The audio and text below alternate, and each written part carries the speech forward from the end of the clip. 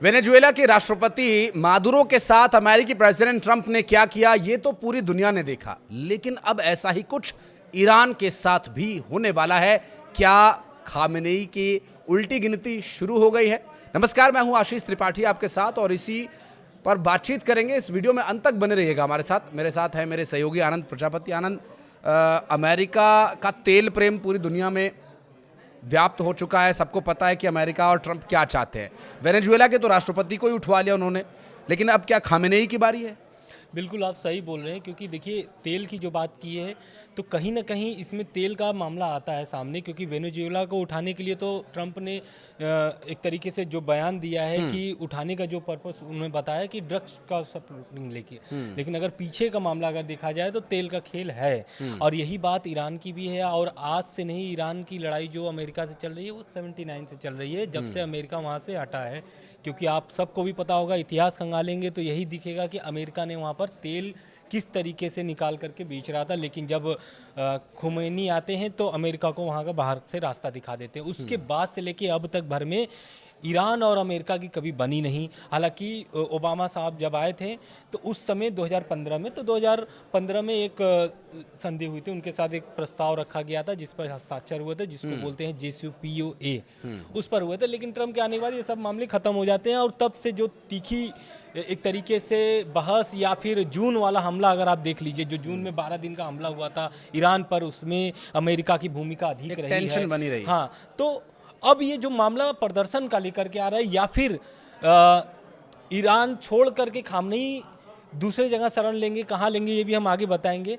तो इस मामले को लेकर के ऐसा क्यों बोला जा रहा है, ऐसी खबरें क्यों चल रही है कि अब खामनेई को भी जो है ट्रंप उठवा सकते हैं, यानी गिरफ्तारी करवा सकते हैं, गिरफ्तारी कर सकते हैं। तो ये पूरा कारण इसलिए है क्योंकि वहाँ पर चल रहा है विरोध प्रदर्शन। लगभग ये 28 दिसंबर जी से ये प्रदर्शन चल रहे हैं और अभी तक चल रहे हैं प्रदर्शन, जो कि पहले 35 प्रांतों में था, लेकिन अब जो है 28 शहरों में लगभग 257 अलग अलग स्थानों पर सड़क जाम किए जा रहे हैं, लेबर स्ट्राइक पर हैं और सारी दुकानें बंद हैं। लगभग सारी दुकानें बंद करके लोग प्रदर्शन कर रहे हैं। इसमें छात्र भी शामिल हैं। छात्र ऐसे हैं, 17 विश्वविद्यालय, जो ईरान के 17 विश्वविद्यालय हैं, उन छात्रों का भी प्रदर्शन है। और इस प्रदर्शन में व्यापारी भी शामिल है। व्यापारी इसलिए शामिल है क्योंकि आपको भी पता है कि करेंसी ईरान की जो है कि एकदम धाराशायी हो चुकी है, रियाल। हाँ। और ये रियाल कितना धाराशायी हुई है, 1.4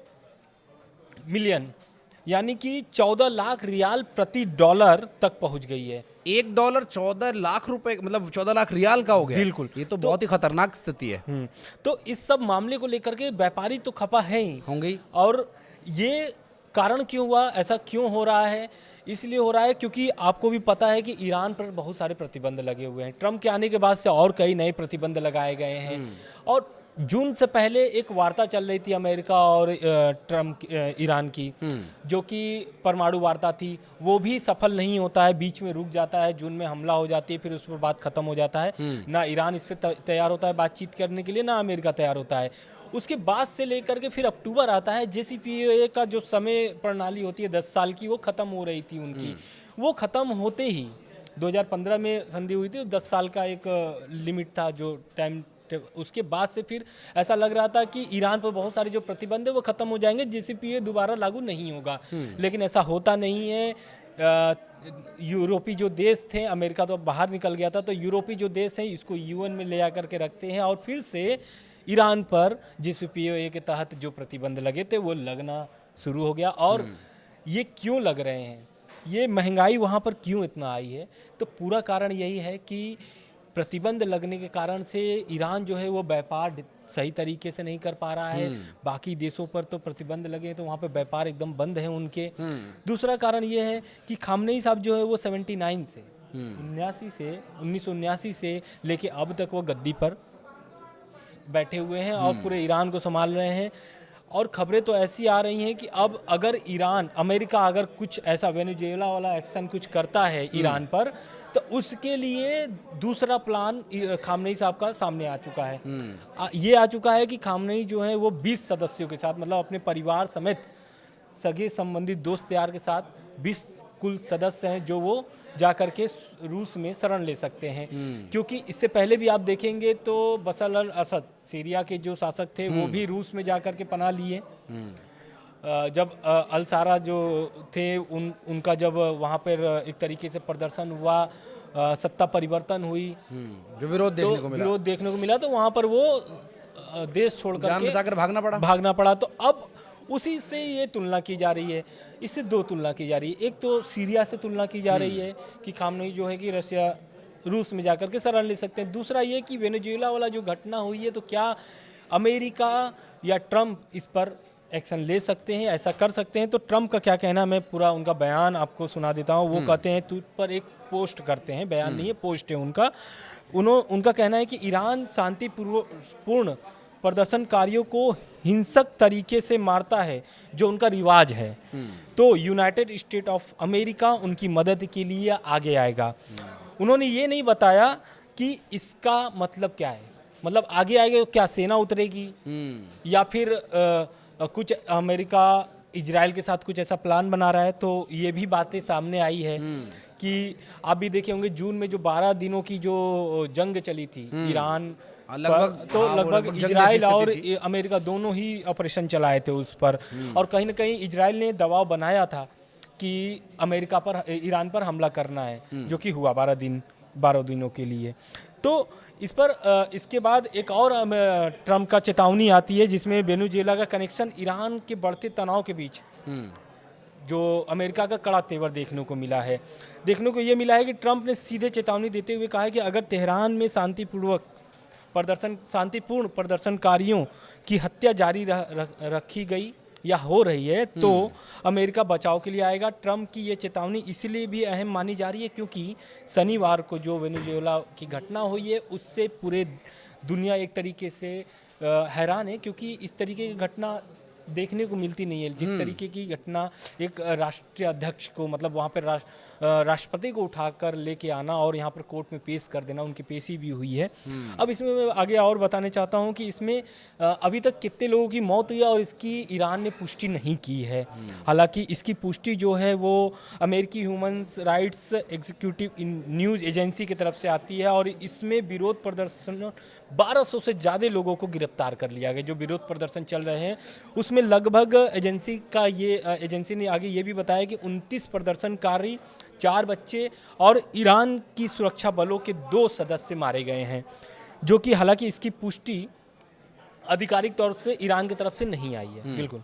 लेकिन अभी चूंकि जिस तरह से अमेरिका ने वेनेजुएला को एक ड्रग्स का कवर लेकर के वहाँ के राष्ट्रपति को उठाया, अब खामेनेई को अगर वो इस तरह से पिक करते हैं, या उठाना शब्द हालांकि बहुत मुफीद नहीं होगा, या फिर असल मायने में तो इसका मतलब तो यही है, वो उन्होंने लगभग उठाया ही, क्योंकि कोई बातचीत नहीं हुई, कोई कुछ नहीं, उन्होंने सीधा आरोप लगाया कि भैया ड्रग्स ये सप्लाई कर रहे हैं, हम इनके ड्रग्स से परेशान हैं, ये लीजिए, इसका लिए ये जिम्मेदार है। और ऐसे ही वहाँ जो ईरान पर प्रतिबंध लगे उसके बाद अब खामेनेई के लिए काउंटडाउन शुरू हो चुका है और वहाँ की परिस्थिति बहुत ज़्यादा ख़राब हो चुकी है।